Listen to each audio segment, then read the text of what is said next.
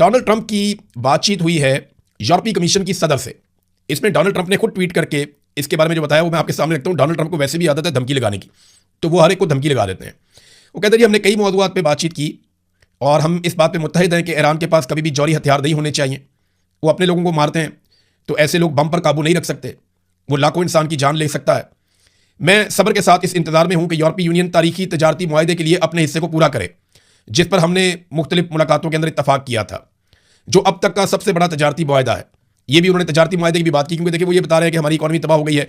Europe का जो बंदा भी डोनाल्ड ट्रंप से बात करता है वो यही बात करता है कि ये क्या पंगा आपने डाल दिया, इसकी वजह से हमारी इकॉनमी को इफेक्ट हो रहा है। जब इकॉनमी की बात हुई तो डोनाल्ड ट्रंप ने अपनी ट्रेड की बात की अमेरिका के साथ उनकी, और वहां पे एक वादा था कि यूरोपीय यूनियन जो है वो टैरिफ को सिफर कर देगा अमेरिका के लिए।